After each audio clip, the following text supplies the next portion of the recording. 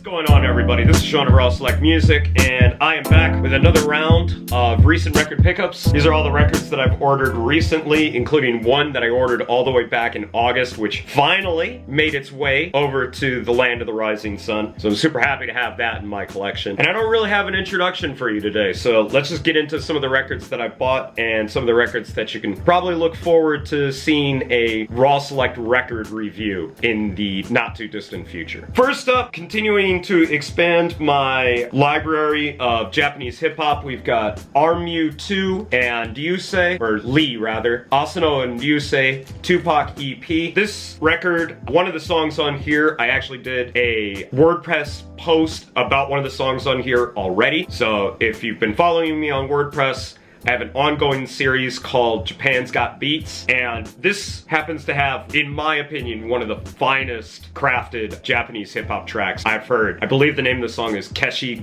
Gum, and yeah, Asano and Ryuhei are two of Japan's finest underground instrumental hip-hop producers, and if you can, pick up the 7-inch. If you want to go digital, they've got a whole album out, and that song Keshi Gum is on the digital album as well. I'm not a digital guy. I like having things on vinyl. I will probably never change in that regard. So at the very least, I'm happy to have this in my collection and definitely worth checking out. So this next record is a bit of a random one for me because it was not a record that I was really going out of my way to get, but it was cheap and it sort of brought me back to one of the first records that I bought when I came to Japan, which is this guy right here. This is Banda União Black. I know I probably butchered the Portuguese pronunciation on that, please forgive me. If you've never checked this record out, this is some of the finest funk out of Brazil. I really like this record. Everyone's a Winner is one of the first track on this record, and it is still one of the finest funk songs in my collection. And when I found out that one of the songs that's on here had a 7-inch, and that song is Yeah Yeah Yeah, which I really like the instrumental of that, but I never really cared for the vocals on the song. So when I found out that there's an instrumental on here, I was so happy to add this to my collection, because I don't know if it's just the complete absence of there being any vocals on here, but for some reason the funk is so much more pronounced on the instrumental. It really feels like the drums got brought up, and it almost feels like throughout a good portion of the song it's just like one giant long break, and that's the sort of stuff that I lap up. And actually now, having just listened to it a little bit before I started shooting this video, kinda want a second copy of this so I can run doubles of it. But yeah, Banda União Black, whether you get the LP or get this little nice 7-inch, can't really go wrong. This is just some fine-ass Brazilian funk. And then we come to probably one of my favorite modern funk soul groups right now. It seems like every time that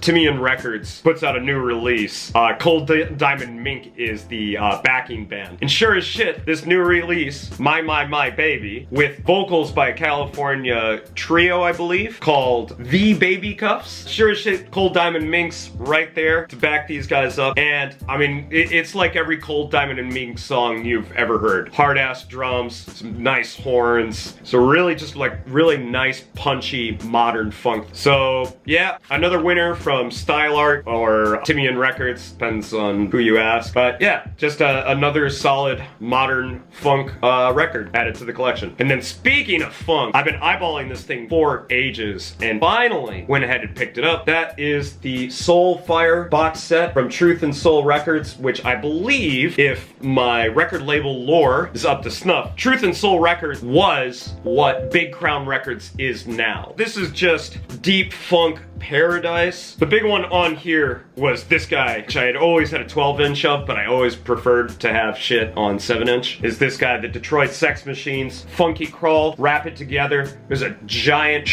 drum break on this that starts off with this crazy hand-clapping intro, and then the Funky Crawl is just some straight-up deep funk. I don't know a lot of the other tracks in here. There are 8 records in total. All of them seem basically literally like what the records say. It's just soul fire. Definitely worth grabbing if you're a fan of deep funk. You really can't go wrong with this collection, and I'm happy to now have it in my collection. All right, so moving away from 7 inches, we'll get into 12 inches and LPs, starting off with another Razor and Tape Reserve, which I love the fact that they come on these absolutely beautiful one color vinyl records. And this time around we got, let me pull it out for a sec. This time around we got Coelho Disco Volante EP. I swear to God, Japanese has absolutely ruined my pronunciation of any other language. But as far as I can tell, just some really good disco edit, deep house, and definitely one of those sort of no-brainer records to throw on when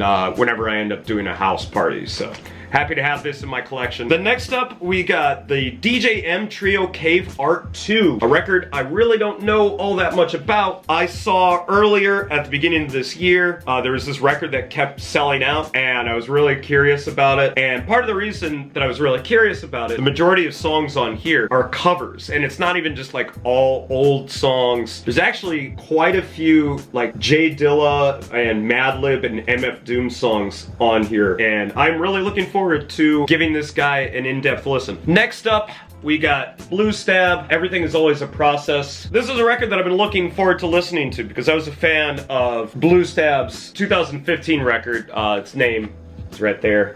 I'm not gonna even try to pronounce that. I like this record. I saw a lot of potential in it. I'm not completely in love with it. From the cursory listen that I've given this record, I definitely think there's an improvement. It does sort of run into the same problem that a lot of the songs on here are really short, which is frustrating because there's some really cool beats on here. And overall, I do like this record and I think it's worth checking out. I'm looking forward to giving it a more in-depth listen. So if you're looking for some jazzy beats, check this guy out. Fuck it, I don't know. And then going from one beat maker to another, we got Rejoicer, Energy Dreams, Stone's Throw. This is a record that I've been really anticipating since I heard yesterday's Forest Magic. After that track, I was sold on Rejoicer and really wanted to give this album a listen. Much like the Blue Stab, I've already given it sort of a cursory listen, and my takeaway from it is that it's like LA era Flying Lotus, and that's definitely a good thing. I'm really wanting to sink my teeth into it because from what I can tell, Rejoicer makes some really detailed instrumental hip-hop-esque music, and there's definitely a lot to sort of pick apart and really sink my teeth into. So I'm really interested in listening to this record more and more. I love the sounds on it. I love sort of the mix of electronic music with sort of more organic elements, and I think this could end up potentially being one of my favorite records of the year. So you'll just have to wait and see when I give this record its day in court. Alright, so speaking of albums that are probably in my top 10 favorite records of this year, we got Sam Wilkes. Sam Wilkes for Leaving Records. This is hands down, for the second half of 2018, my favorite record. I've only listened to it all the way through twice, and I'm already in love with this. Sam Wilkes is a bass player, multi-instrumentalist, and he has somehow crafted one of the most forward-thinking jazz albums that I've heard in a while. It's not a record that feels like it's trying to be overly difficult. It is very well crafted. There are pop hooks in it. It's also an extremely adventurous